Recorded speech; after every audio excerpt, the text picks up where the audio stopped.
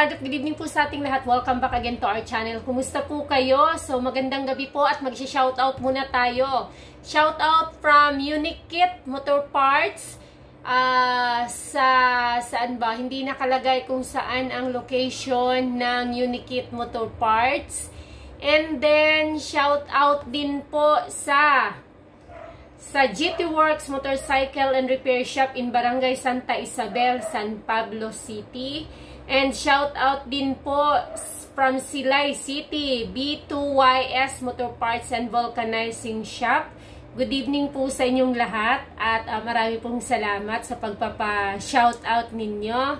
Ngayon pag-uusapan natin, bigyan muna natin ng ng opinion or masasabi si Sir Cyclemore 5899 nang mag-start pa lang siya ng kanyang business sa Itatayo Motorcycle Shop malapit sa San Jose del Monte, Bulacan. Ayan ang sabi ni Sir, ma'am, baka pwede mo kami matulungan kung anong items ang dapat unahin naming bilhin para sa ibubukas naming motorcycle shop. Wala kaming idea kung ano-ano mga bibilhin namin ng motorcycle parts. May nagsabi sa amin na mga motor oils ang marami. Anong brand ng mga motor oil ang mabili o mabenta, ma'am? Nagtatanong-tanong kami sa ibang shop na malayo sa pupwestuhan namin kung saan sila bumibili o kumukuha ng motorcycle parts, kaso kadalasan ayaw nila mag-share, ma'am. Ayaw nila i-share kung saan kami makaka-avail ng wholesale price. Sana matulungan mo kami. Ma'am, marami na bang parts ang mabibili sa budget na 300 to 500k? So, ayan. So, number 1 po, ma'am, sa tinatanong ninyo, motor oils. Yes, kasama po ang motor oil sa fast-moving item sa isang motorcycle parts and accessories store or business or motor shop business. Kasama po yan sa fast-moving. Ngayon, kung tinatanong nyo ano ba ang mabenta, depende po sa location. May mga location po like NCR, ay dominated po yan ng mga Ripsol, Castrol, kung hindi ako nagkakamali, ng mga top 1, and then yung mga Inok, NCR, parang yun yung palagay ko. Depende kasi sa location kung saan nagdo-dominate po yung mga brand eh. Kasi dito sa amin, sa bandang Palawan, dominated talaga yan ng Shell, Caltex at Petron.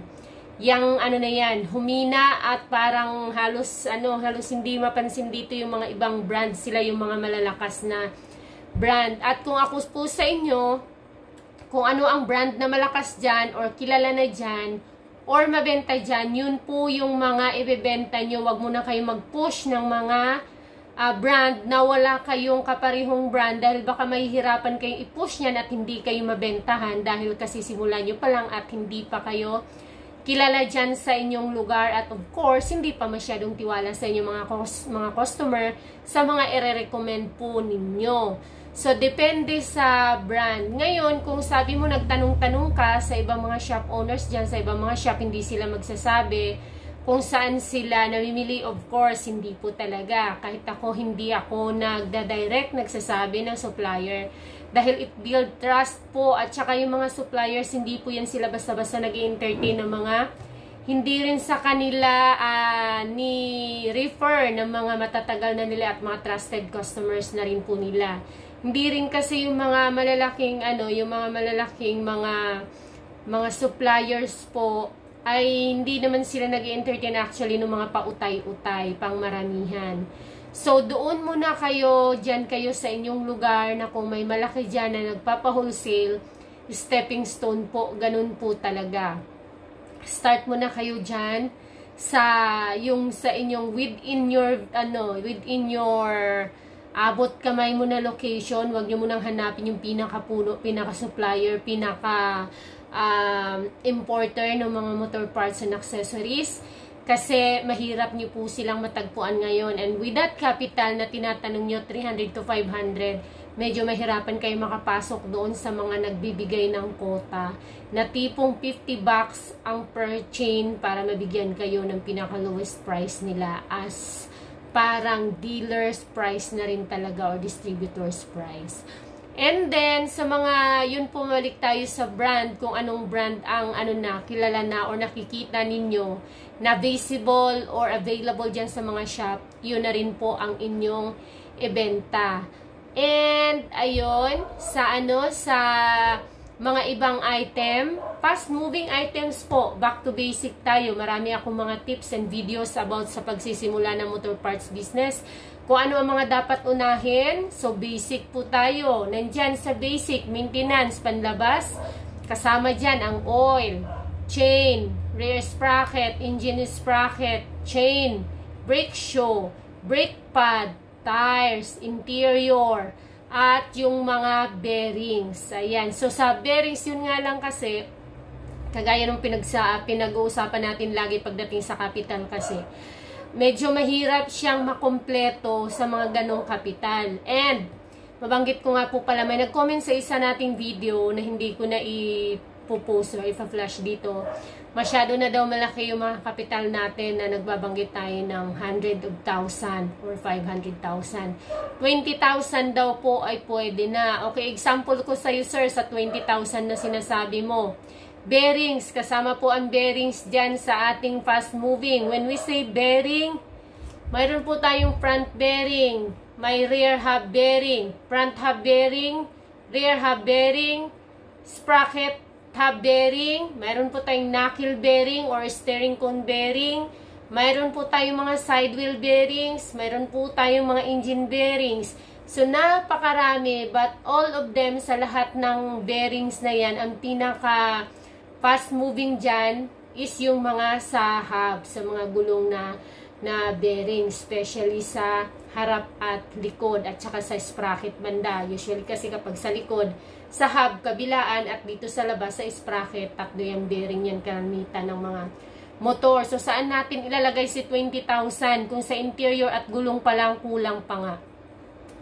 Just the basics sir, yan po ang mga pinaka basic. So i-minimize nyo na lang yung inyong capital dahil medyo mahirap po talaga medyo mahirap talagang pagkasyahin sa taas po ng sa taas ng presyo kasi ng ating mga pininda. Ibang klase po yung mga paninda natin. Sa gulong pa lang magre-range ka ng isang gulong 300 above na capital, 200 plus above capital. Ilang gulong meron tayo? Iba ang size sa pangharap, mag-start ka, mayroong 1.85 or 1.75 or 4590 to 200 to 225 to 250 to 75, 300. Puro 17, meron pa tayong 18, same sizes, meron pa tayong 275, 21, 321, mga 21, di ba? 4.10 by 18. So, napakarami. Pero, i-take note nyo lang po ng pinaka-fast moving po para pasok doon sa budget po ninyo at talagang mabibili yan. Si 250 to 75 at 300 by 17 ay pasok po yan sa fast moving. So, napaka-wide. And then, pag sinabing sa tires, yung sa mga Alpha kasi, 18 yan kasi siya eh. Sa mga TMX, yung stock niya na rim is 18. So, mag-stock ka rin ng pailan-ilan na mga 250 by 18, 275 18, 300 by 18. So, ngayon, kung nasa location ka na napakarami ng mga scooter, isa pa yon. Iba pa yung mga pang-tubeless na mga tires. Hindi lang 14, pati mga 17 para sa mga sniper, sa mga raider. Yan, mga naka-tubeless yan sila.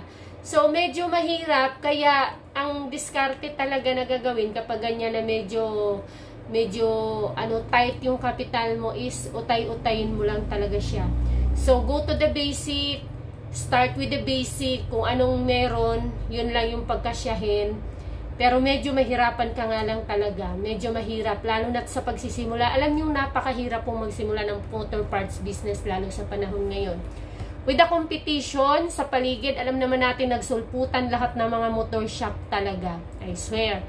Kahit na doon sa amin, sa isang branch namin, napakarami na. Nag-start lang din kami doon. Dito din nag-start.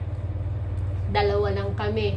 Nauna, tapos kami ngayon, napakarami na kahit saan. Why? Dahil napakaganda ng motor parts business industry. Kaya lang, sa sobrang dinami-dami na rin ngayon ng motor shop, kahit saan ka halos, sa isang street, napakarami. pag ikaw ay nagsisimula sa panahon ngayon 2024, tapos limitado ang iyong capital, medyo napakahirap niyang gumalaw talaga. That's the reality and that's the real talk po na kailangan yung pag-isipan. Kasi kung iasa nyo halimbawa, yung inyong pang-repurchase is doon sa benta nyo, siguraduhin nyo lang po na kayanin nyo at siguraduhin nyo lang talaga na good or bad benta, tamad ka or hindi, or pinanghinaan ka ng loob, ay tuloy mo pa rin talaga na panindigan itong negosyong papasukin mo, dahil medyo mahihirapan ka po, medyo mahirap, dahil nga po pag nagsisimula hindi ka maraming customer, lalo na huli ka na, maraming nang naka-position, marami ng mga established, kumbaga maraming ng mga naka-build ng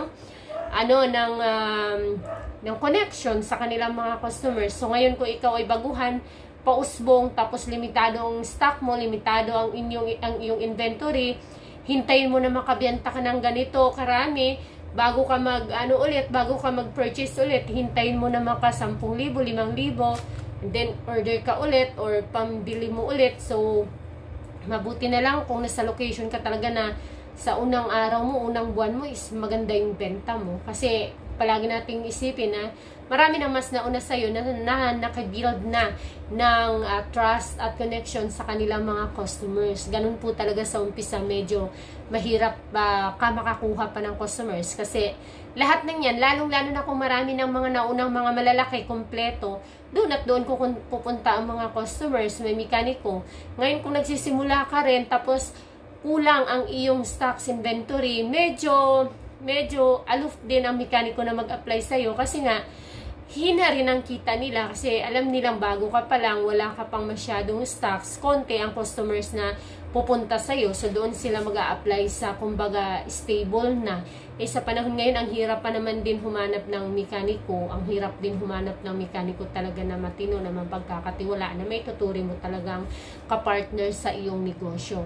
So, ganun lang po, basta siguraduhin na kung ito talaga yung passion mo, may benta o wala, tuloy ka, nahihirapan ka o wala, pinanghihinaan ka ng loob, tuloy mo kung pinapapasukin mo na ito, dahil ang hirap mong mag-back out sa kalagitnaan. Halimbawa, naisipan mo, hindi mo na kaya talaga, tapos hindi na kaya ng ng capital mo, basta halimbawa, dumating ang point na ayaw mo na, anong gagawin mo sa mga pyesa mo?